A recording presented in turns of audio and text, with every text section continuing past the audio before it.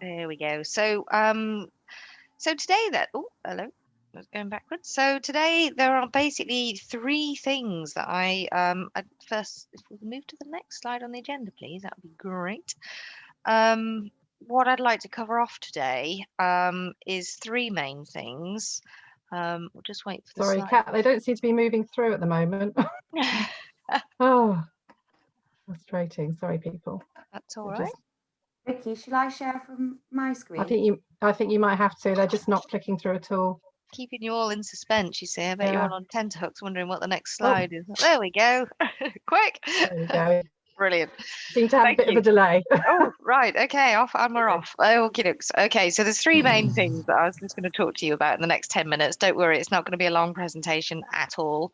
But firstly, I thought it might be helpful to begin with a bit of an introduction as to what we mean by data and evidence, actually, and just a bit of background, really, in terms of how it can be helpful for us. The second area I was going to touch on was more of a kind of using the data and practicality side, which is to explore and just unearth, if you like, some of the potential challenges that you may come across with data and how to interpret it. And then finally, as well, in order to make it useful for you, hopefully, and give you a bit of toolkit to go away with from today, I was just going to talk through an example framework. And the one that I'm going to use is known as the logic model, which is, as the name suggests, is all about the logic of an intervention or activity. So have the next slide, please. Thank you. So firstly, in terms of what data and evidence actually is, I thought it might be helpful just to begin with this background, just because data and evidence comes in two main sort of overarching umbrella categories, if you like. One is the quantitative data, which obviously we know and love, which is more statistical and numerical. So that might be data that you routinely collect in your HR departments or people functions. It can also refer to self-reported or peer-reported data, which you might get through your staff surveys or pulse surveys, for example, which might ask people for an opinion or to rate something on a scale. So it gives a bit more of a numerical, quantitative feel to it. Or it might be data that you specifically collect for a particular purpose. So that might be around budget information, or counts of numbers of people attending events, that kind of thing. On the right-hand side, I've also got qualitative data, which is more your descriptions and words, which are absolutely crucial to consider as well, and are a really good complement to the numerical data. So this can be in the form of, for example, views and experiences, which you can collect through all sorts of different ways, such as interviews, feedback forms or verbal feedback, focus groups if you wanted to host any of those. It may be through observations. It may be sort of journaling or observations of people sort of sitting in meetings and seeing what happens, or sitting in training sessions and just noting what they've observed. Or indeed, it might well be documentary review, which may come in handy, for example, if you want to explore what the objectives of an intervention were at the start versus actually how something ended up. It can often be helpful just to go back to the documents and just see. And all of that information is really, really valuable, especially and most importantly, when you bring it together, because it's only when you do that that you get actually the full and rich whole story of actually where you are now, or indeed what the impact of an intervention has been. Could I have the next slide, please? Thank you. So on how the data and evidence can help us, I've drawn out two overarching ways in which it can help and support us. And these are from the Treasury cross-government guidance known as the Magenta Book, which essentially it sort of sets out the really good practice guidance and principles for how to use data and evidence to inform policy decisions or actions and business functions. And so learning and accountability are the two that I wanted to highlight, really. But just on learning, four particular aspects there that I wanted to talk through. So, and apologies for the slight typo in the word just before the top box, by the way. The unlearning, so why use data and evidence? Well, it can inform actually what the scale and nature of an issue is that we're facing, or a problem or a challenge that we might have an inkling about, but we don't really know what it looks like or how big a deal it is.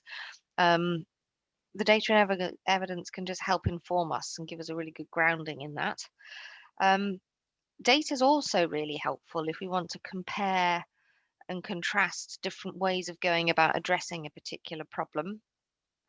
The third thing, which is more of a sort of looking backwards or indeed monitoring as you go, is that it helps us learn about actually what works. So if you're taking an action or trying to improve something or investing in an intervention, the evidence on what works for whom and under what conditions is really helpful. And particularly that can inform how you might improve things as you go as well, because you're always learning. And then finally, and really importantly as well, there may be unintended things that happen that perhaps you hadn't envisaged at the start before you took an action, or indeed didn't know about before you started collecting data. And that's really helpful actually, because it just makes sure that you can make an informed decision then about actually what can we put in place to try and address those particular unintended effects, or things you brought things to light that weren't known about before, which do need to be considered. Accountability is the other aspect to highlight, because obviously a lot of actions and interventions such as training programs or purchase of apps for our teams, all of those require resources, and often boards and business planning require information and an evidence base as to why you might need resources. And so it just helps provide the evidence in order to get that case for change. So because you've already understood the problem, it really helps articulate, look, this is why we need it. And then following on from that, how much resource we might feel we might want to bid for or ask for or secure for our programs in order to improve a situation or to deliver better outcomes. And then once you've taken action or implementing something, it just helps demonstrate actually for others so they can see, well, how you've used those resources. What did you achieve? What outcomes were you able to generate? Just to show that they've been well invested, or indeed you've learned something useful, but they have been put to good use. Next slide, please. So challenges, just very quickly, making sure, just doing a quick time check. So I've got 4 here, which obviously later in today's session, you probably explore some of these issues yourselves. But data and evidence, it's quite an interesting one, because proportionality is something that's really important, because it's not at all cost-free to collect data and evidence. It takes a lot of effort and resource. And so it's really important to be clear at the start about what the questions are that you're seeking to answer. Because unless you're clear on that, there's a whole risk of just collecting a whole bunch of data and then not knowing quite what to do with it. So if you can really hone in on what is it that we're interested in. So is it staff well-being, or are they taking their sickness absence days that they should be taking? Are they logging it appropriately? Or, what are the questions you're really interested in exploring? Because that really then guides as to what data you need to collect, and then how you're going to use it in order to address the questions that you're considering. And importantly as well, proportionality wise, is that you'll already be collecting data of some form, all of you, in different varieties. And so really maximizing what you already collect is a really great thing to do. So having that assessment or setting out the landscape of what you have already, and then only collecting data where there's a particular gap or a need that you want to fill. The second point goes back to something I mentioned earlier, which is that there's no single data source that typically is able to ever tell you the whole story. And so it's only by bringing data sources and information together that you just get that really rich understanding of a potential issue, and indeed what the impacts of an action have been. The third point is around time, basically, because it's really helpful to recognize that nothing stays the same forever.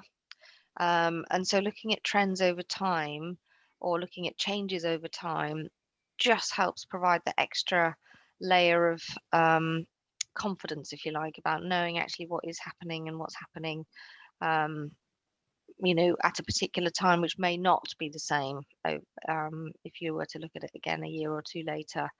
But importantly, it's consistency of what you're collecting over time. So staff surveys are great, and just consistency in the questions can be helpful, because then you can see how things do change over time, rather than changing the questions and then not having any comparisons. Transparency is really important, because it's so really helpful when you're kind of looking at someone's data and evidence, to know actually what it is that you're looking at, and how that data was collected, and also what its limitations might be, because that just provides other people that are using the data and evidence that you understand what that data and evidence is and how to interpret it, and therefore not trying to over-interpret it, or trying to hope that it's telling you something that perhaps it may not be, or it may not be the right data to tell you, because nothing's perfect. We don't live in a perfect world, but what we can do is our best to understand. Next slide, please.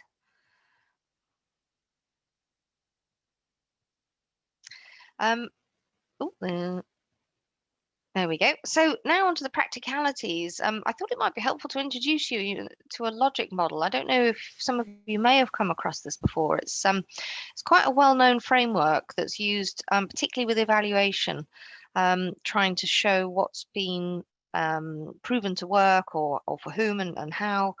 And it rests on what's known as a theory of change, which essentially is just what it does on what it says on the tin. Really, it's the change that you're aiming to bring about through your action. So you can read this left to right or right to left. So, for example, if you're aiming if you start on the right hand side, what are the impacts we want to bring about? So, is it about improving productivity or staff well-being? And then working back and saying, well, what do you need to put in place in order to achieve that? Or you can read it left to right and say, well, actually, what did we put in place? And then seeing what flowed from that and following it through. But the reason to map this out is because before you take an action, it just helps provide a framework for thinking about, you know, what is it that we're aiming to achieve here? What do I need to put in place? How could that work? And importantly as well, how am I going to monitor things as I go? Because each of those aspects, inputs, activities, the outputs are actually what's delivered on the ground, which might be, you know, staff training, or an app download, for example. The outcome, therefore, might be noticed a change in sickness absence. And then the impact is actually great. People are feeling better. The staff well-being has gone up. Each of those aspects can have things which are measurable, or at least you can have some kind of surveying around them, or at least learn from on each of those aspects.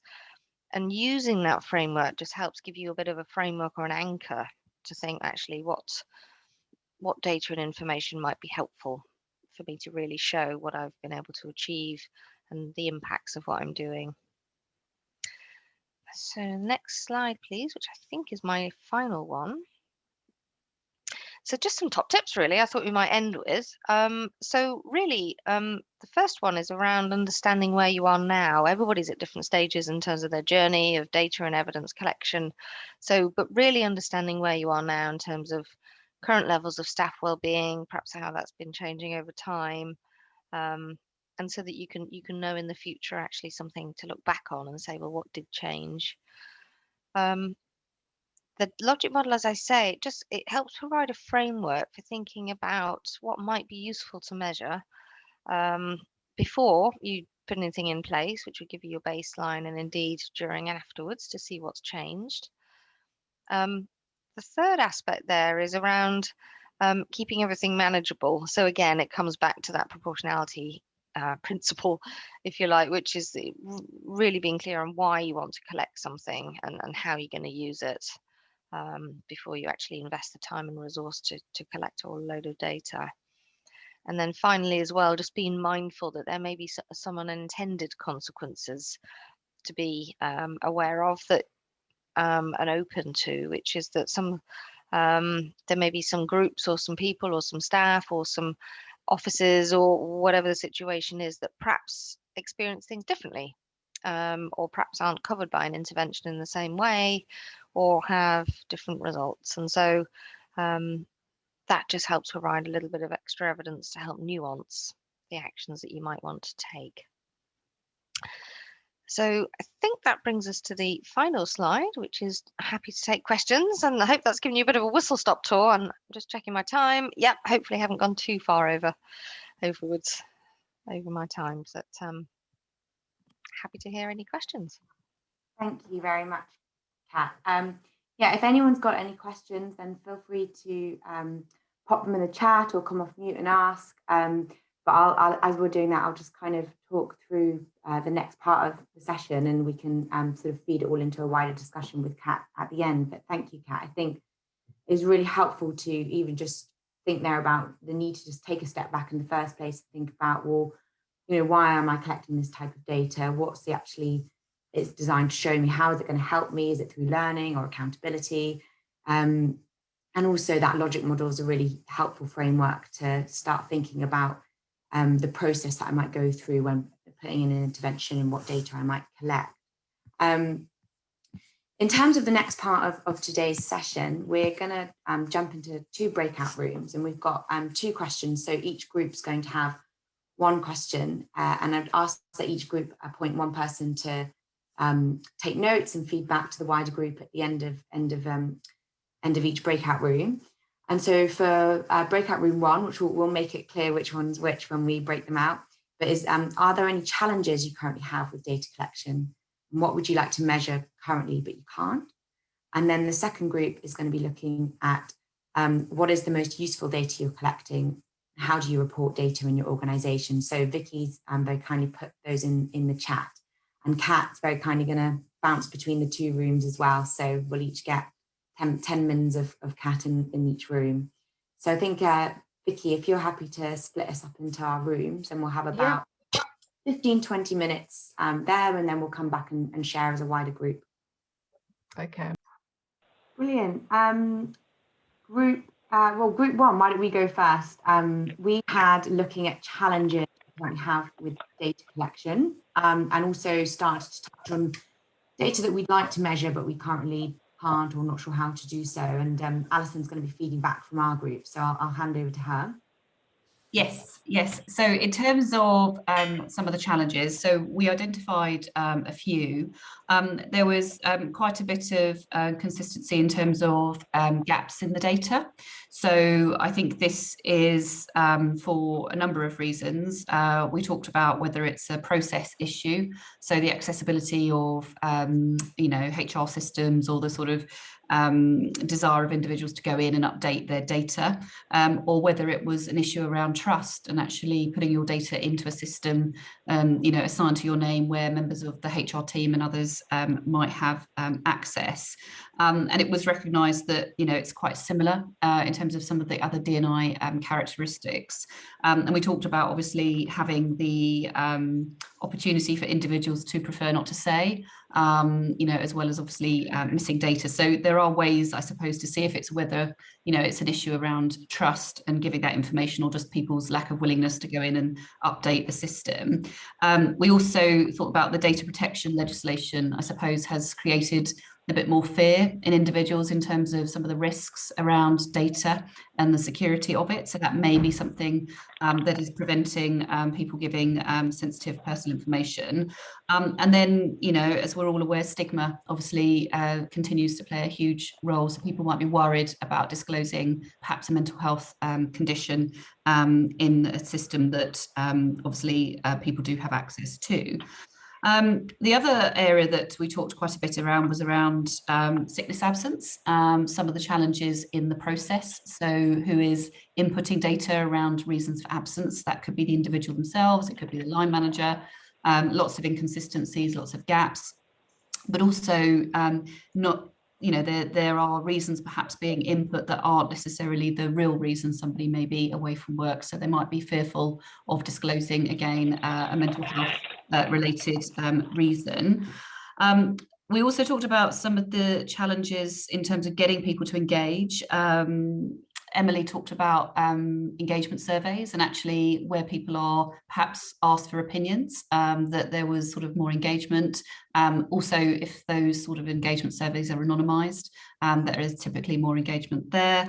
But perhaps if you're asking questions related to sort of policy process, so please go and refresh your personal data, people are less likely to do so.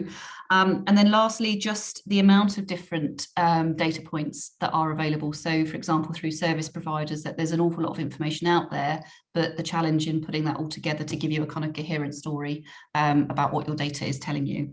So those were the key challenges.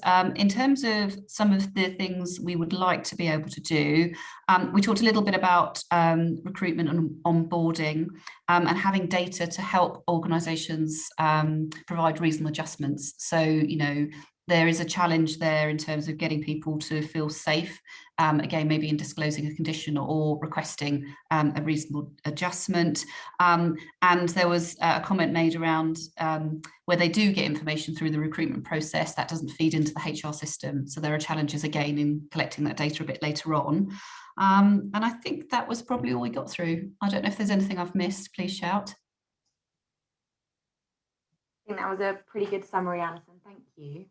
I'm conscious of time, so we'll head on to the next group, and then we'll just see if we've got any questions or reflections that we want to share at the end. Who is responsible for feeding back in group 2? That's me. Hi, I'm Tejo, everyone. So in our group, we spoke about what are the most useful sources of data. And I think that probably came into 2 categories. One was around listening to employees. So many organisations run engagement surveys sort of either once or twice a year. And marrying that up with other forms of employee listening as well, rolling culture surveys or other focus groups or things that help provide insights into how employees are feeling. And the second area is really around provider information. So depending on what initiatives you have, things like EAP is quite common. So often from those providers, you can get understanding of not only utilisation, but in some cases, what are the different presenting issues, for example, with an EAP provider in different countries. So that can be quite useful. I don't know if there was anything I missed there, but I'll go on to the second part, which was about how we use that data. And what was really, I think, positive is I think we're trying to, many of us use it to actually shape wellbeing strategy, and not only sort of to tell stakeholders you know, what's working well, but actually think about how it's going to inform our future direction as well. I think what is sometimes a little bit more challenging there is trying to identify how to show impact. So it was that very last pillar, Kat, in your model, to show, you know, you can often see what is the impact to colleague well-being, what is the perhaps some of the change in improvement in well-being, but to actually show that against productivity and other sort of business measures, that can be quite challenging. But we talked about using perhaps some dashboards to actually help stakeholders know what's going on, look at engagement in different initiatives, and also drive perhaps some healthy competition where that's useful as well. And then some really interesting things around sort of analysing some of that data against different demographic splits as well, just to see how it's impacting those different groups, and seeing if you can then link that back to your benefits provision, or again to your direction for your D&I agenda or for your wellbeing agenda. Yeah, again, jump in if I've missed anything. I think that covered it very well. Thank you so much. Kat, I'm wondering, do you have any thoughts? I mean, it came up in sounds like in both groups a little bit, but around wellbeing dashboards. You know, how much do you see those being used And what would you have any kind of recommendations for people that are looking to create those dashboards? Excuse me. Yeah, it's really interesting, isn't it? Because I think, I mean, what's amazing is actually you're all collecting data. It's just, and and there are challenges with data, but on the well-being dashboard, it all depends who you want to influence with it and how it's going to be used, really, as to what's most useful. One thing I wondered was whether there's an exercise that's often helpful to do, which can be quite difficult for organizations, is sort of a mapping process to begin with, of actually what are you already collecting and what could be collected actually really quite straightforwardly. So for example, you were saying there about provider data or supplier data. So, could that be built into when you contract with these people, that they do provide certain information anonymously and appropriately, of course. But it's those quick wins, really, of data that you already might have access to that just saves a bit of extra effort. So there's you bring it, but the second point I was going to make was really how to bring it together. So using information to bring it together. So supplier information combined with staff survey information on uptake or self-reported downloads or whatever it is that you're trying to monitor of well-being apps, and just piecing together the story can often be just gives you a starting point, really, because I think the more people get to grips with how you're using data and people know how you're using it, and that actually it's quite safe and comfortable, you're not revealing anything, it builds trust. And it, as you said, Alison, I think one of the points there that you said there was about trust in the process and the system, and that's only going to be built through demonstration of actually this is what we do and this is what we report. Nobody knows anything, but this is how it can be helpful for us so that we can help you as employees or that kind of thing. So bringing people in and help and working with people to say, actually, what would you be comfortable sharing, and what would make it feel okay, anonymously or otherwise, and just working, co-producing actually a data plan, maybe another option. Sorry, just some random thoughts there, but I was just reflecting on what you were saying.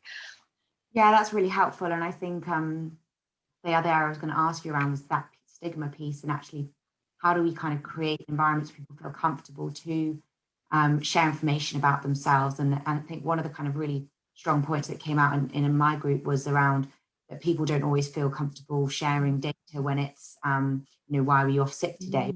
When people feel like they're being asked to share information because they're being asked to share their voice, their opinion on things, in pulse surveys and engagement surveys, that people are actually much more forthcoming. And then the other thing around looking at the language that we're using when we're talking about data, and I think it was Emily that brought up around, for example, information around bereavement. Actually, that's a really challenging time for people, but if you come at it strict kind of data collecting information angle, it doesn't sound compassionate in any way. And actually thinking about, when you are collecting this information, how can you do it in a way that it connects with the person that you're speaking to in a compassionate way and appreciates the challenge that they are going through. They are having time. And I think that co-production idea of just sort of, maybe inviting a few people, that have been bereaved, what would have helped you, and what would be the language that would have you needed to hear in order that you felt more comforted or whatever, because, and then, in all sorts of data strategy development, if you can involve people whose data it actually is, at least then they get to influence what's collected, how it's used, and in what form. Brilliant. Well, I'm conscious of time and appreciate that people potentially have got another Zoom in 3 minutes time, so I'll bring it to an end. But I just want to say thanks so much, everybody, for your contributions today, and also to Kat for joining us today from Frontier Economics. It was really great to have your presentation and insight, and have you join our breakout rooms. Your input was really, really helpful, so thank you so much. We at the City Mental Health Alliance are in the final stages of producing a guide all around data. So the outputs from this discussion will also be used to develop that guide as well. And if any of you have any case studies that you'd like to showcase of your member, of your organisation to put into the guide, then do let me know. And we can certainly work together on that. And then our next Thriving at Work seminar, I believe, is on the 17th of March. And that's all going to be around the return to the workplace. So look forward to speaking then next. And yeah, if you've got any questions, drop us an email. But thanks everybody for joining today. Thanks a lot. Thank you. Thank you. Everyone. Thanks very Bye-bye. much. Thank you.